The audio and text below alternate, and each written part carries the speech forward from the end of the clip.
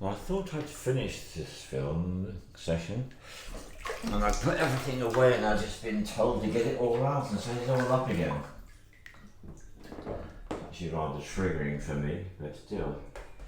It's to do with the word darling. Because in romantic relationships in the films, in the 20th century, especially early on in the 20th century, the way you could tell whether someone was in love with someone is they started to use the word darling, and you'd use it over and over again. I've noticed that word has really gone out of fashion.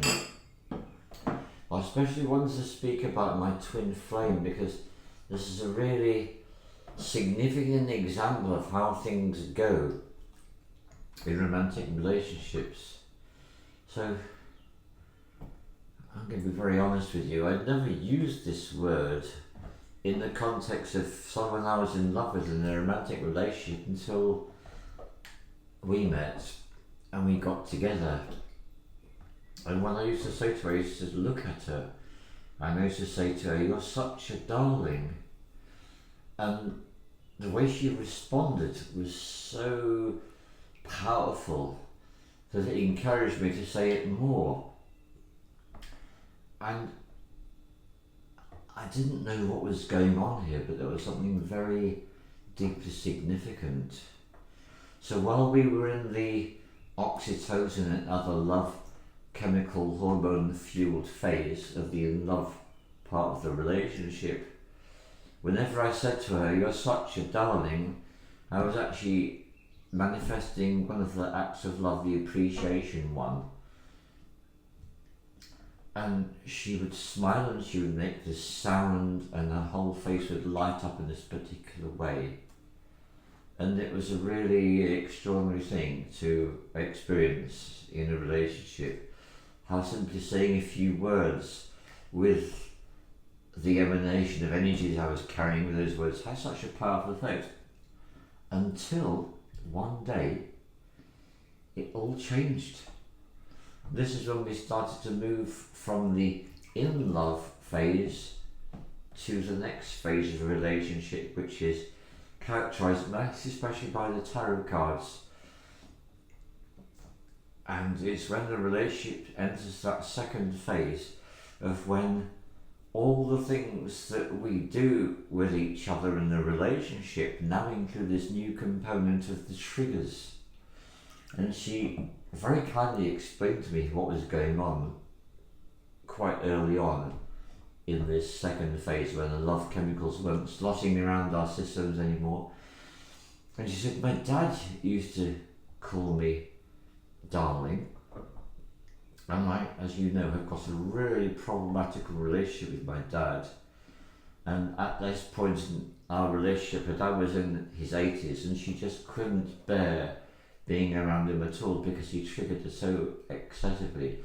So this word, which had caused her to literally blossom and sometimes or even often blush, actually now was a major trigger for her, and it reminded her of all the horrors of her relationship with her father. So I quickly learned to shut this one down and didn't say it anymore. And I used to think it and I wouldn't say it.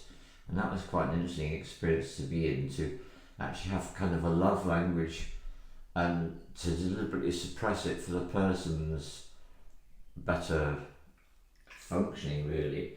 Because, and this is a much bigger picture thing, which is that the inevitable point in all romantic in-love relationships is when the chemical feast starts to wane and it starts to dry up, we then enter the phase whereby all of the things that the person does to trigger us, we become completely and hyper aware of. And so suddenly we're in this relationship with this person and we're constantly triggering each other like all the time. And this is without doubt the hardest part of the romantic relationship, and if we're very inexperienced, what usually happens is the relationship ends very quickly, and the person that you've been saying "I love you" to all this time, suddenly you're saying "I hate you," and you don't see them anymore. Well, they're gone. That sort of thing does happen, doesn't it? As I'm sure you've learnt in your life. So, one of the things I'm aware of, especially from listening to Teal Swan, she helped me to focus in on this, or she helped me to hyper-focus, to be more accurate, actually. And what she got me to see is that the underlying energy behind the in love phase of a relationship is wanting. And it's a wanting connection, it's a wanting the affection, the attention, the appreciation, all those things, wanting those acts of love in our lives. And when we finally got someone we can share all that with, it's fantastic, it's wonderful. And we tend to kind of glut ourselves on it and really go for it. And then when the triggering phase begins, we discover all these things that we do quite naturally. It got to the point in my twin flame that the way I walked and the way that I breathed became intensely irritating and upsetting and disturbing and triggering to her. And wow, that was really something to be within a relationship with someone. The way I breathed, because let's face it, if you don't breathe, you die. So something as fundamental as the way I breathed, suddenly it was a major trigger. So the people that bail at this point in the relationship are, in a sense, life's biggest losers, because it means you never get the chance to learn, grow and evolve.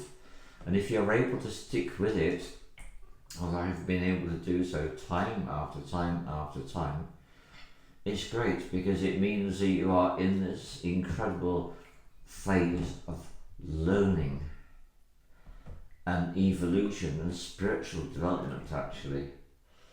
So the hardest part of the relationship, the triggering, is actually the greatest gift of all, because it's a chance for you both to learn and grow and spiritually evolve. And when you can reach the point you can accept, and I particularly want to big up the person that Waxara is currently in a relationship with, because when she presents him with a really major challenge, he embraces it, and it's such a beautiful thing to see that this person, rather than running away from the person he loves, is actually saying, okay, so this thing she's doing, it really triggers me, I'm staying in, I'm going in for the long haul.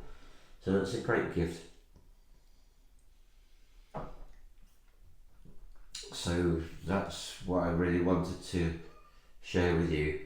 So ultimately what this means is that when we have a romantic relationship, when we have the love cocktail of chemicals that flow through our systems and it's all wonderful, and then suddenly we literally max that out, and then the chemicals slowly dissipate and disperse and until there are none, and then we hit that huge trough and we go down to that deeply healing phase of all the triggers. And we learn how to negotiate these triggers, we learn to talk about them, how it is, and either the relationship then moves on to the next phase or it doesn't. So this is particularly seen with the tarot, which I've been speaking about earlier. So there's a card called the Lovers in those tarot decks, and the Lovers in the deck system that I use, it mirrors the Romeo and Juliet experience. And when the love cocktail dissipates, the first thing you get is interference. And the interference in your relationship is the triggers. You literally interfere with each other's peace and harmony by these triggers manifesting, and you trigger each other left, right and centre. And that then moves into cruelty and the experience of these triggers. And also the Romeo and Juliet story, you have the third parties, you have the relatives interfering and doing everything they can to break you up, and that happens to a lot of people as well. Many people get this experience that their friends don't like the way their relationships are going, or their family, they try to interfere, and then that leads to cruelty. And the cruelty is the constant triggering of the deep wounds which come from childhood and sometimes from other lives as well. So in our triggering phase of the relationship, the cruelty phase, as I like to call it, this cruelty phase can be triggered through each other, through third parties and through other lifetimes. That's really important to be aware of. And then the final stage you go into with the tarot cards, with the lovers, is the ruin phase. So the 8 of Swords is interference, the 9 of Swords is cruelty, the 10 of Swords is ruin. And there's a particular Bollywood film called Devdas, and the Romeo and Juliet story from Shakespeare and the Devdas story from Bollywood are the best exemplars I know of the entire journey through interference, into cruelty, into ruin. What I always say to people, ruin, generally speaking, is short-lived. In the case of Romeo and Juliet, they choose to press the game over button on this experience we call life and go off to the next big adventure. With Devdas, he goes into full-blown alcoholism, poverty and homelessness. Very dramatic. It's a Bollywood movie, what else to expect? Generally speaking, the ruin phase is short-lived, and either the couple break up, in which case their egos take charge, and it all becomes very messy, and that's when the people that used to say I love you are now saying the words I hate you and all the rest of that. Or the other thing happens, which is a magical thing, which is that the two people go through all of the triggering and they manage to hold it all together, and they come out of the other side, and then they go into what's called the Two of Cups. I wanted to call it the True of Cups because it is the True of Cups, because that relationship moves away from the chemical cocktail mediated experience of the in love into the true love, the Two of Cups. The Two of Cups is the true love. And so that's the journey that all people in a romantic relationship embark upon. And there's always the possibility of the prize at the other side of the journey, where they become the Two of Cups. The True of Cups, the true love. So I wanted to share that with you, and I really am absolutely done. Not going to make any more. Love to hear any of your comments. Very grateful for the excellent thoughts back, the spirits of the water, and the use of the mindful with that, which I wouldn't have been able to make these films. All love to you.